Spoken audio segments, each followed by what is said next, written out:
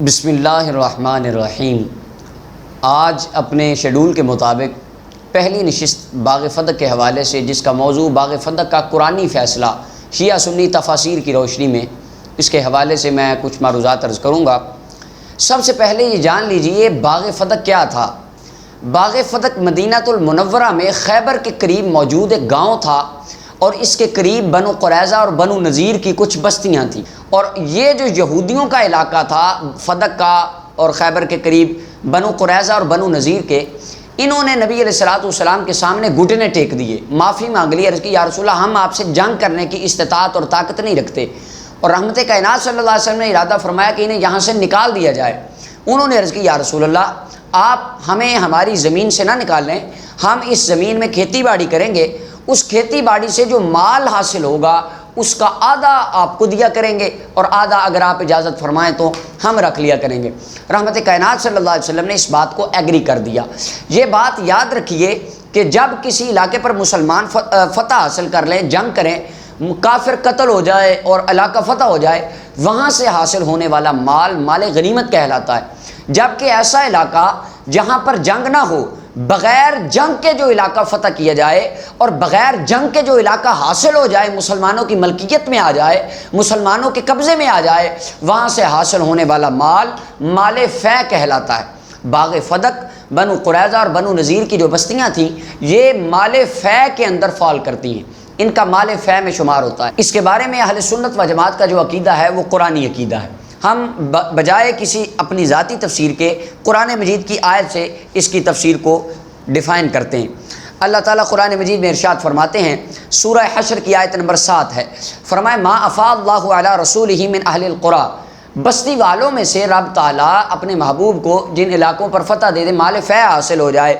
اللہ تعالیٰ مال فے کے احکام بیان کرتے ہیں۔ فرمائے فللہ، وہ مال فے اللہ کے لیے ہے، وللرسول، اور اللہ کے رسول کے لیے ہے، ولذی القربیٰ، اور ایک حصہ قرابت داروں کے لیے رہے گا، اور یہ قرابت داروں میں نبی علیہ السلام کی بیویاں ازواج مطہرات امہات المومنین تھیں، اور ساتھ نبی علیہ السلام کی صاحبزادی جناب سیدہ طیبہ طاہرہ زاہدہ عابدہ راکعہ سیدہ فاطمہ الزہرا سلام اللہ علیہا آپ تھیں، اور اس کے علاوہ بنو ہاشم اور بنو عبد المطلب کے نبی علیہ السلام کے جتنے خاندان والے تھے، ان تمام کو ان مالوں میں سے، ان پیسوں میں سے حصہ دیا جاتا تھا۔ یہ اللہ کے قرآن کا فیصلہ ہے۔ اس کے بعد فرمایا والیتامی والمساکین وابن السبیل، اور مدینہ پاک کے جو یتیم تھے، جو غریب لوگ تھے اور جو مسافر تھے، ان سب کو ان میں سے رسول اللہ صلی اللہ علیہ وسلم جتنا چاہتے عطا فرماتے۔ یہ تھا قرآنی عقیدہ۔ اب اس کے برخلاف روافض کا عقیدہ یہ ہے، وہ کہتے ہیں کہ باغ فدق یہ نبی اکرم صلی اللہ علیہ وسلم کی پراپرٹی تھا، حضور علیہ السلام کی ملکیت تھا، تو نبی علیہ السلام کے وصال باکمال کے بعد آٹومیٹکلی یہ سارا مال، یہ ساری جاگیر سیدۃ النساء العالمین کے زیر تصرف جاتی ہے، نبی علیہ السلام کی وراثت کے طور پہ اس کی مالک سیدہ فاطمہ الزہرا سلام اللہ علیہا بنتی ہیں۔ اب ان حضرات سے ہمارا ایک سوال ہے، اگر تو نبی علیہ السلام کی یہ وراثت بنتی ہے، انشاءاللہ اگلی نشست میں شیعہ سنی کتابوں کے دلائل کی روشنی میں ہم عرض کریں گے کہ نبیوں کی وراثت نہیں ہوتی، اور ان کے تفصیلی دلائل، ان کی جر و تعدیل میں عرض کروں گا آگے چل کے۔ ہمارا سوال یہ ہے، اگر تو یہ واقعی رحمت کائنات صلی اللہ علیہ وسلم کی ذاتی ملکیت کے بعد وراثت بنتا، یعنی حضور کے وصال کے بعد یہ مال وراثت میں تقسیم ہونا تھا، تو اللہ کے قرآن کے مطابق امہات المومنین نبی علیہ السلام کی جو بیویاں تھیں، 1/8 حصہ وراثت میں سے ان کا بنتا ہے۔ آج تک کبھی کسی ذاکر نے نبی علیہ السلام کی بیویوں کے حق کی بات ممبر پہ بیٹھ کے نہیں کی۔ چچا عباس اسبا بنتے تھے قرآن کی روح کے مطابق، آج تک کبھی کسی ذاکر نے ان کے حق کی بات نہیں کی۔ یہ نعوذ باللہ واقعہ فدق کو ایک افسانوی قصہ بنا کے پیش کرتے ہیں۔ وہ یہ کہتے ہیں جی بس وہ نبی علیہ السلام کی ملکیت تھا، حضور کے بعد وہ وراثت حضرت سیدہ کائنات کی آ گئی، اور جناب ابوبکر صدیق کے پاس وہ لینے گئیں، تو جناب ابوبکر صدیق نے حق نہیں دیا، ظلم کر دیا، نعوذ باللہ وہ بس ظالم ہو گئے، غاصب۔ اب اس بات کو موقع بنا کر صحابہ کرام کی شان پر وہ طرح طرح کی بکواسات کرتے ہیں۔ ہمارا سوال یہ ہے، اگر تو یہ سیدہ کائنات کی وراثت تھا، تو وراثت میں سے حصہ بیویوں کو بھی ملتا ہے۔ تمہارے ذاکروں نے آج تک بیویوں کے حق کی بات کیوں نہیں کی؟ اور رسول اللہ کے چچا کا بھی حصہ تھا، تم نے آج تک حضور کے چچا کے حصہ کی بات کیوں نہیں کی؟ اور دوسری بات، ہمارا سوال قیامت تک کے ذاکروں کے لیے ہے، اگر جناب ابو بکر و عمر و عثمان نے اس حق میں کوئی نعوذ باللہ غصب کیا تھا یا ظلم کیا تھا، تو ہمارا سوال ہے مولا علی المرتضیٰ نے اس ظلم کے خلاف آواز کیوں نہیں اٹھائی؟ در حقیقت جناب ابو بکر کے فیصلے پر انگلی اٹھانا مولا علی المرتضیٰ کی شجاعت اور بہادری پر انگلی اٹھانا ہے، اور جناب مولا علی مرتضیٰ کا جب زمانہ آیا آپ نے باغ فتح کا وہی فیصلہ کیا جو جناب ابو بکر صدیق نے کیا تھا۔ اس کے اوپر شیعہ مذہب کی کتابوں کے حوالے اگلی نشست میں میں عرض کروں گا۔ عرض یہ ہے کہ رسول اللہ صلی اللہ علیہ وسلم اس مال کو اپنی زندگی میں کس طرح تصرف کرتے تھے۔ اہل سنت و جماعت کی تفاسیر میں وہی باتیں ہیں جو میں نے خلاصتاً آپ کے سامنے عرض کر دی۔ اب یہ میرے ہاتھ میں تفسیر مجمع البیان ہے، یہ شیعہ مذہب کی تفسیر ہے، اس کے لکھنے والے امام طبرسی ہیں، اس کی جلد نمبر 9 ہے اور صفحہ نمبر 261 ہے۔ اس کے اوپر یہ سورہ حشر کی آیت نمبر 7 کے حوالے سے شیعہ عالم امام طبرسی لکھتے ہیں، کہتے ہیں یہ آیت کفار کے حق میں جو بستیاں نبی علیہ السلام نے فتح فرمائیں، یہ ان کے بارے میں آیت نازل ہوئی، اور وہ بستیاں کون سی تھیں؟ وَهُمْ قُرَيْظَةُ وَبَنِي النَّضِيرِ وَهُمَا بِالْمَدِينَةِ وَفَدَقَ وَهِيَ بِالْمَدِينَةِ عَلَىٰ 3 أَمْيَالٍ۔ وہ بنو قریظہ، بنو نذیر اور فدق کے 3 بستیاں تھیں، یہ 3 علاقے تھے جن کے بارے میں یہ آیت نازل ہوئی۔ اب ان آیت کے مصارف کیا تھے، یہ شیعہ مذہب کی تفسیر کی روشنی میں سماعت کیجیے۔ اللہ فرماتے ہیں ما فعل، جو اللہ نے مال فیع دے دیا اپنے محبوب کو، فللہ، وہ اللہ کے لیے ہے، وللرسول، اور اللہ کے رسول کے لیے ہے، بتملیک اللہ ایاہ۔ یہ اس کے اندر علامہ طبرسی کہتے ہیں نبی علیہ السلام کو رب نے اس جاگیر کا مالک بنا دیا تھا، حضور اس کے مالک تھے، وَلِذِي الْقُرْبَى، اور اس کا حصہ قرابت داروں کے لیے تھا، یعنی اہل بیت رسول اللہ و قرابتہ وہم بنو ہاشم، اور وہ ذی القربیٰ سے مراد نبی علیہ السلام کا پورا خاندان، خاندان بنو ہاشم تھا۔ آج یہ میراثی ذاکر طرح طرح کی بولیاں بولتے ہیں ممبروں پہ اٹھ کے، اور جناب ابو بکر صدیق کو گالیاں بکتے ہیں۔ شیعہ عالم کہتا ہے کہ پورے خاندان کا حق تھا، اور یہ کہتے ہیں نہیں نہیں صرف سیدہ کائنات کا حق تھا۔ دراصل بات سیدہ کائنات کی حق کی نہیں ہے، انشاءاللہ آگے چل کے میں عرض کروں گا کہ انہوں نے سیدہ کائنات کی عظمت میں ان روافظ نے کس قدر گھناؤنے الزامات اور کس قدر گستاخیاں بکی۔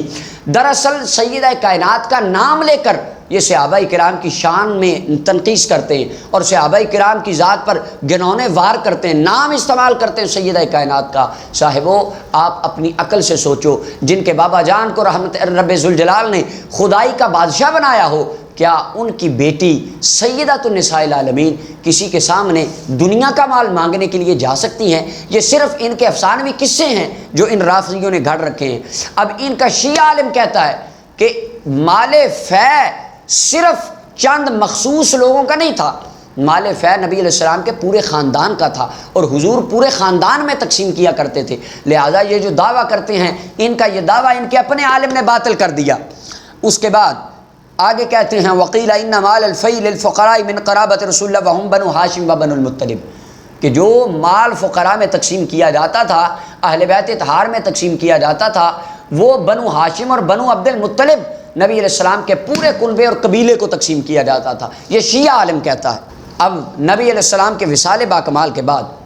اس مال کو کس طرح تقسیم کیا جائے گا، یہ میرے ہاتھ میں تفسیر قرطبی ہے، اس کی جلد نمبر 18 ہے، صفحہ نمبر 16 ہے۔ امام قرطبی فرماتے ہیں وَأَمَّا بَعْدَ وفات رسول اللہ صلی اللہ علیہ وسلم، نبی علیہ السلام کے وصال باکمال کے بعد یصرف عند الشافعی فی قول الی المجاہدین المترصدین للقتال فی الثغور لأنهم القائمون مقام الرسول علیہ السلام، وفی قول آخر یصرف الی مصالح المسلمین من سد الثغور وحفر الانہار وبناء القناطر۔ امام قرطبی فرماتے ہیں رسول اللہ کی وصال کے بعد جو خلیفہ بنے گا وہ اس کو بڑے انداز سے ہینڈل کرے گا۔ اب جو نبی علیہ السلام کی ملکیت تھی، حضور دنیا سے چلے گئے، وراثت تو نبی کی تقسیم نہیں ہوتی، اور اس کے اوپر انشاءاللہ دلائل میں عرض کرتا ہوں، اگلی نشست میں عرض کریں گے۔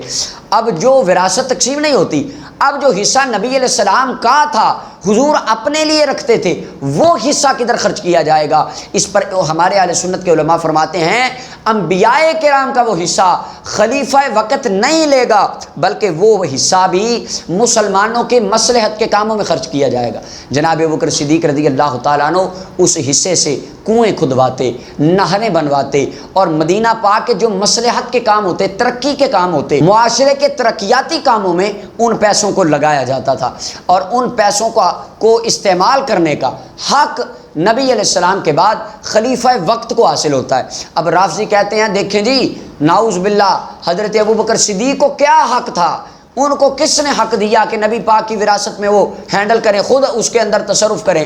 تو میں عرض کرتا ہوں یہ تمہاری تفسیر، اگر تم نے اپنے بڑوں کی کتابیں پڑھی ہوتی تو تمہیں اس بات کا پتہ چل جاتا۔ یہ میرے ہاتھ میں تفسیر منہج الصادقین ہے، شیعہ مذہب کی تفسیر ہے، یہ قم سے چھپی ایران کی مطبوع ہے۔ اس کے اندر مولوی فتح اللہ کاشانی وہ لکھتا ہے، کہتا ہے وفے عام لیست، مال فے وہ مال ہوتا ہے کہ از کفار بے مسلمانہ منتقل شود بدون قتال، یہ فارسی کی تفسیر ہے۔ اس کے اندر کہتا ہے کہ کافروں سے مسلمانوں کی ملکیت میں بغیر لڑائی کے جو مال آئے وہ مال فے ہوتا ہے، جیسا کہ باغ فدق تھا۔ وآن رسول را باشد در حال حیات، اور نبی اپنی زندگی میں اس کے اندر خود تصرف کرتے ہیں، وہ نبی کی ملکیت ہوتا ہے، جیسا کہ شیعہ مذہب کی تفسیر کا میں حوالہ عرض کر چکا ہوں۔ وبعد از و کثیرہ، کہ قائم مقام او باشد از ائمہ خدا و ایشاں بہار کس کے خواہند دہاند۔ اب شیعہ عالم لکھتا ہے کہ جب نبی دنیا سے چلے جائیں تو اس مال کو تصرف کرنے کا حق، اس مال کو خرچ کرنے کا حق خلیفہ وقت کو حاصل ہوتا ہے۔ وہ خلیفہ وقت جدھر چاہے، مسلمانوں کی جس مصلحت میں چاہے، وہ اپنے اختیار سے اس کو لگا سکتا ہے۔ ایک تو وہ احکام تھے جو قرآن نے بیان کر دیے، ان کے علاوہ جو رسول اللہ کا حصہ تھا اس کو خلیفہ وقت اپنی مرضی سے جدھر چاہے اس کو صرف فرماتا ہے۔ اور جناب ابوبکر صدیق رضی اللہ تعالیٰ عنہ آپ نے، اور جناب عمر و عثمان غنی، مولا علی المرتضیٰ، چاروں خلفاء نے باغ فدق کے معاملات کو عین اسی طرح ہینڈل کیا جیسے رسول اللہ صلی اللہ علیہ وسلم نے فرمایا۔ جو اللہ کے رسول کا حصہ تھا مسلمانوں کے کسی بھی خلیفہ نے، خلیفۃ المسلمین میں سے کسی نے بھی اپنے لیے نہیں رکھا، مسلمانوں کے کاموں میں خرچ کیا گیا۔ اور دوسرا حصہ لذی القربہ، حضرت سیدہ فاطمہ الزہرا کا حصہ، نبی علیہ السلام کی بیویوں کا حصہ، حضور کے خاندان والوں کا حصہ، جناب ابوبکر، عمر، عثمان و علی اپنی تمام زندگیوں میں انہیں عین اسی طرح خرچ کرتے رہے جیسا رسول اللہ نے کیا۔ اور اس کے بارے میں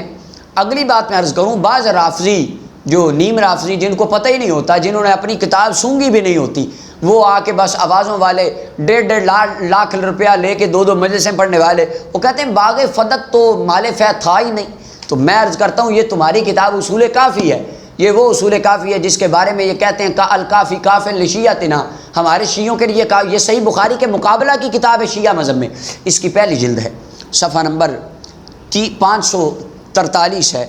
یہ تہران کی مطبوع ہے۔ اس کے اوپر امام موسیٰ کاظم سے روایت ہے، لما ان اللہ تعالی لما فتح علی نبیہ فدق وما والہ لم یوجف علیہ بخیل ولا رکاب، جب نبی علیہ السلام نے باغ فدق کو فتح کیا تو نہ گھوڑے دوڑائے، نہ لڑائی ہوئی، بغیر لڑائی کے جو مال حاصل ہو اسے مال فے کہا جاتا ہے، اور فدق بالاتفاق مال فے میں سے تھا، اور مال فے کے حکام قرآن نے بیان کر دی۔ یہ میرے ہاتھ میں کتاب نہج البلاغہ کی شرح ابن ابی الحدید ہے، اس کی جلد نمبر 16 ہے، یہ ایران کی چھپی ہوئی ہے،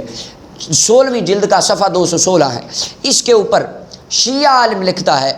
وہ کہتا ہے وَكَانَ أَبُو بَكْرٍ يَأْخُذُ غَلَّتَهَا فَيَدْفَعُ إِلَيْهِمْ مِنْهَا مَا يَكْفِيهِمْ، کہ جناب ابو بکر رضی اللہ تعالیٰ عنہ جو باغ فدق سے پیسے آتے تھے ان پیسوں کو جناب سیدہ کائنات سلام اللہ علیہا کے گھر بھیجتے، جتنا حصہ نبی علیہ السلام دیا کرتے تھے این اتنا حصہ جناب ابو بکر صدیق بھی دیا کرتے تھے۔ وَيُقْسِمُ الْبَاقِي، اور باقی حصے کو تقسیم کر دیا کرتے تھے۔ وَكَانَ عُمَرُ كَذَلِكَ وَعُثْمَانُ كَذَلِكَ ثُمَّ كَانَ عَلِيٌّ كَذَلِكَ، اور جناب ابو بکر صدیق کے بعد حضرت جناب عمر فاروق رضی اللہ تعالیٰ عنہ باغ فدق سے آنے والی آمدنی کو مولا علی المرتضیٰ امام حسن و حسین کو دیا کرتے تھے، پھر جناب عثمان غنی بھی دیا کرتے تھے، اور مولا علی المرتضیٰ عین اسی طرح اس کے اندر تصرف فرماتے تھے جس طرح جناب ابوبکر صدیق نے فرمایا۔ اب جو بندہ کہے نہیں جی انہوں نے تو ظلم کیا، انہوں نے تو حق کھا لیا، تو ہمارا سوال یہ ہے 2 باتوں کا جواب قیامت تک کوئی جا کر دے دے۔ اگر تو یہ وراثت تھا تو وراثت تو امہات المومنین کی بھی تھی، چچا عباس کی بھی تھی، بنو ہاشم اور بنو عبد المطلب میں جو قرابت دار تھے ان کی بھی بنتی تھی۔ آج تک تم نے ان کے حق کا مطالبہ کیوں نہیں کیا؟ اور دوسری بات یہ ہے، اگر جناب صدیق اکبر کا فیصلہ حق پر نہیں تھا تو سوال ہے مولا علی المرتضیٰ نے ان کے خلاف تلوار کیوں نہیں اٹھائی؟ اور تیسری بات، جب مولا علی المرتضیٰ کا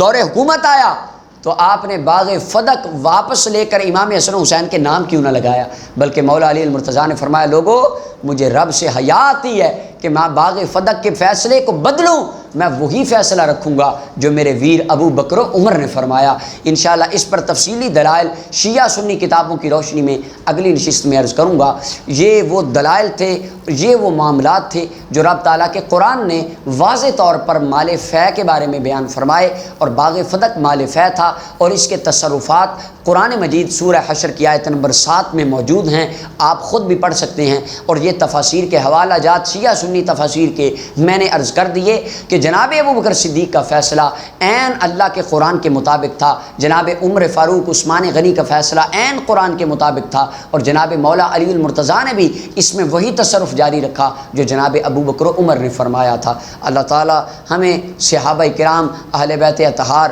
ان کے در کی غلامی سچی محبت عطا فرمائے، اللہ تعالی فتنہ پروری سے ہمیں محفوظ فرمائے۔ وآخر دعوانا الحمدللہ رب العالمین۔